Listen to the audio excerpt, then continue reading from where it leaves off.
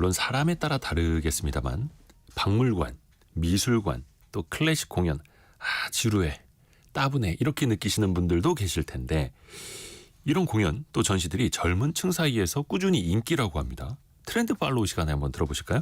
대학내일 정은우 센터장과 함께합니다. 안녕하세요. 안녕하세요. 젊은 세대가 2030 세대가 박물관을 많이 찾아요?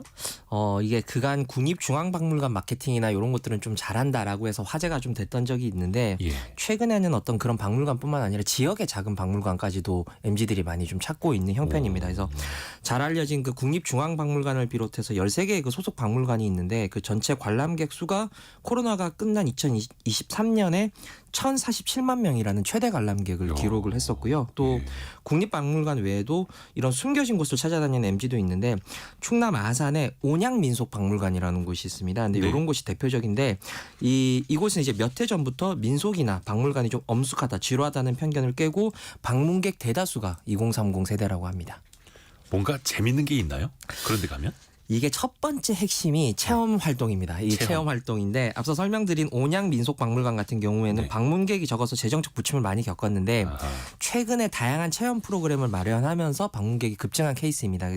요리 연구가의 어떤 미식 체험이라든지 직접 공예품 만들기 같은 것들은 물론이고 민속 공예품을 놓아두고 요가와 명상까지도 박물관에서 즐길 수가 있는데 이런 것들이 이제 수동적으로 그냥 공예품만 관람하는 그런 박물관에서 탈피를 한 거고 인증문화도 또 빼놓을 수가 없는데 요 가까운 서울역사박물관 같은 경우에는 이 AR로 만나는 조설왕실 이런 것들 같은 경우에 증강현실을 이용해서 SNS에 올릴 수 있는 촬영 이미지 이런 것들을 이제 제공을 하면서 이제 사진을 찍을 때 그냥 단순하게 고궁 이미지가 아니라 증강현실을 이용한 이런 이미지도 제공을 하고 있습니다. 체험, 인증, 공유. 그렇습니다. 젊은 세대들이 좋아하는 키워드를 딱 잡은 거네요. 맞습니다. 네네네. 또 요즘에 인터넷에서 보면 그 박물관에서 파는 상품 이른바 예전에 그냥 기념품이라고 했던 게 이제는 재미있는 굿즈가 됐더라고요. 네, 그 청취자 여러분 혹시 뮤즈라고 들어보셨는지 모르겠습니다. 뮤즈는 또 뭐예요? 네, 이게 언제부턴가 이 박물관 굿즈가 인기를 끌면서 아예 MZ들 사이에서 뮤지엄과 굿즈의 합성어라고 해서 뮤즈라고 불리고 있는데요. 이 뮤즈 구매자 연령이 전체 54% 절반 이상이 2030 세대일 정도로 이 뮤즈 인기가 대단합니다.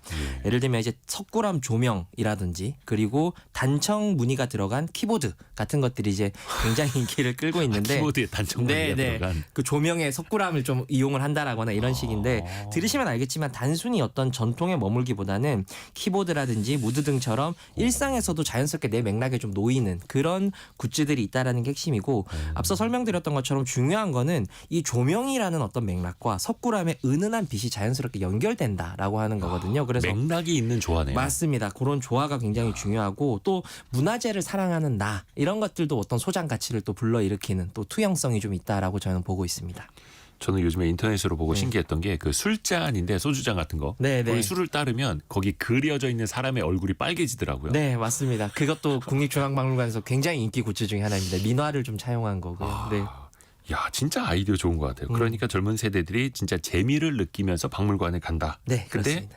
갔다 올 때는 빈손으로 오지 않는다. 네, 맞습니다. 또 미술관도 북적인다고요? 전시회장도? 그렇습니다. 그 한 카드 회사 빅데이터 분석에 따르면 지난해 10대, 20대 경우에 박물관도 방문율이 좀 증가하긴 했지만 미술관 방문 비율이 박물관의 2배 이상 높아서 앞서 박물관보다 미술관이 더 인기다라고 하는 거를 볼 수가 있었는데 이미 미술관 데이트라는 해시태그를 검색을 해보시면 한 7만 7천 건 정도가 될 정도로 굉장히 이제 일반화된 어떤 문화라고 보실 수 있을 것 같습니다. 국립현대미술관이 특히 큰 폭으로 방문객이 증가를 했는데요. 특히 이 중에 65%가 2030 세대였다고 해서 영화 관람객은 좀 갈수록 떨어지고 있는데 이 미술관의 인기는 연일 상종가를 치고 있습니다. 미술관에서 데이트한 거 꽤 괜찮네요. 그렇습니다. 네. 근데 어떻게 보면 좀 취향이 좀 맞아야 될 수도 있겠고. 네. 근데 몰라도 가서 또 듣고 배우면 되고. 네. 주로 어떤 전시에 흥미를 보인답니까? 여러 전시가 있지만 아무래도 기존의 문법을 좀 탈피한 다양한 형태의 전시에 좀 흥미를 좀 보이고 있습니다. 가령 예를 들어서 국립현대미술관 앞서 설명드렸던 국립현대미술관 같은 경우에는 야외 정원에 돗자리를 깔고 소풍하는 듯한 MZ 관람객들이 좀 있었는데요. 이게 자세히 보면 단순하게 그냥 소풍을 온 게 아니라 유명 조경 작가의 그 기후변화와 관련된 조경 시설물들을 보는 전시 관람 형태였습니다. 그래서 이런 형태로 관람을 하는 것도 있고 또 어떤 단순히 화면을 넘어서서 실제 어떤 공간과 작품을 감상하면서 감동을 느끼는 그런 소위 말하는 오라라고 할까요? 그런 것들을 느끼는 형태의 트렌드가 전시에서 지역에서 좀 투영되고 있는 그런 분위기입니다. 그냥 잔디밭에 들어가지 마시오. 네네. 멀리서 눈으로만 보세요가 그렇죠. 아니라 네. 그 앞에 돗자리 펴고 같이 조경 작품을 보면서 뭔가 즐길 수 피크닉인 있는. 줄 알았는데 실제로는 조경 작품을 관람하고 있었던 것이죠. 네, 전시 관람 겸 피크닉도 되고. 맞습니다. 또 하나 고전 음악도 인기가 많아진다 하더라고요. 젊은 세대한테. 맞습니다. 그 MZ 세대의 경우에는 그 세계적으로 유명한 피아니스트 분들이 굉장히 젊어지시다 보니까 젊다 보니까 조성진 씨 협연 같은 경우에는 1분 만에 매진되는 경우가 있었는데 실제로 그 중고거래 플랫폼에서는 원래 18만 원 하는 티켓이 74만 원짜리 암표로 거래되기도 하고요. 또 이 팬들 사이에서는 한국에서 이런 한국 그 뮤지션들의 공연을 보기가 좀 힘들어지니까 아예 해외 공연 일정에 맞추어서 일정을 바꾸거나 여행 일정을 바꾸거나 하는 형태가 어떤 그 여행 커뮤니티나 클래식 동호회 같은 거에 글이 자주 올라오고 있습니다. 그걸 보려고 일부러 여행 일정을 바꾼다. 맞습니다. 네.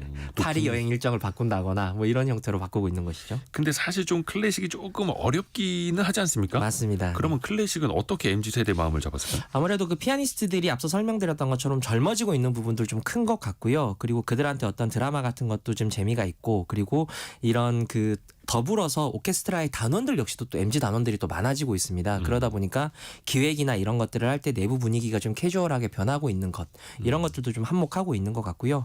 또 MZ에게 다가가려는 어떤 클래식의 자체의 노력도 무시할 수가 없는데 대표적으로 한 엔터테인먼트 기획사의 어떤 유행가 그 유명곡들이랑 콜라보를 한 서울시향의 노력이나 혹은 그 캔들라이트 공연이라고 해서 세비섬이나 한강 유람선에서 수천 개의 어떤 불빛을 밝히고 명곡을 연주하는 그런 형태의 보기도 하고 듣기도 하고 인증도 하는 그런 형태의 어떤 색다른 경험까지도 선사를 하고 있고 또 한편으로는 최근에는 그 자신의 어떤 취향을 디깅하는 문화 이런 것들이 또 있다 보니까 취향을 발굴한다는 거예요. 취향을 발굴한다라는 오. 거죠. 그러다 보니까 이게 클래식이 좀 나의 정체성과 맞는 것 같다라고 해서 또 클래식에 관심을 가지는 또 Z세대들도 늘어나고 있습니다. 처음엔 그냥 어렵고 난해한 줄만 알았는데 네. 좀 접해보니까 괜찮네 이렇게 되는 거죠. 그렇죠. 네. 저희 스튜디오 바로 옆에 그 KBS 클래식 FM 스튜디오 있거든요. 아, 네네. 저도 이제 운전할 때 좀 이제 들어보는데 아직까지 저한테 좀 어려워가지고 네. 예, 무슨 몇 악장 무슨 네. 이런 못 알아듣겠고 한데 네. 좀 이렇게 가까이 어렵지 않게 계속 접해보는 것도 좋겠네요. 네네. 근데 그 클래식의 인기가 온라인에서도 많아지고 있고 네, 2030 세대 어떤 알고리즘도 달라지고 있다고. 네, 맞습니다. 그 방금 말씀하셨던 것처럼 실제로 클래식이 좀 어렵다라는 편견이 있다 보니까 네. 클래식을 쉽게 설명해주는 채널들이 굉장히 그 20대들 사이에서 인기를 끌고 있습니다. 그래서 클래식 쉽게 틀어주는 채널 같은 경우에는 얼마 전에 구독자가 250%까지 상승하기도 했었고요. 그리고 미국에서 공부하는 클래식 소위 말하는 매니아 덕후 그 유튜버가 운영하는 유튜브는 지금 현재 엄청나게 인기를 끌고 있는데 굉장히 쉽고 재미있게 즉흥적으로 소개를 해서 말씀하셨던 것처럼 클래식을 전혀 몰라도 흥미를 느낄 수 있게 하고 있고 또 관심 있으신 분 한번 들어보시면 좋을 것 같은데 이 절대 빼놓을 수 없는 게 여기 KBS 교향악단의 유튜브입니다. 오, 네. 그래서 네, 그 단순하게 어떤 클래식을 소개하는 것이 아니라 KBS 드라마나 예능들과 콜라보를 해서 굉장히 재미있게 클래식을 소개를 하고 있는데 가령 그 드라마 속 궁예의 유명한 대사 뭐 마구니가 끼었으니 죽여라 뭐 이런 대사들을 예. 레퀴엠 연주와 덧대가지고 절묘하게 그 편집을 했는데 레퀴엠도 쉽게 알게 되면서 또 절묘하게 재미가 있어서 클래식 팬들이 굉장히 좋아하고 있습니다. 한번 찾아서 들어봐야겠네요. 이거. 이런 소비, 문화 소비 계속될까요? 젊은 세대들 사이에서? 불과 몇 해 전까지만 해도 그 도파민이라는 단어가 우리 사회를 굉장히 좀 그쵸.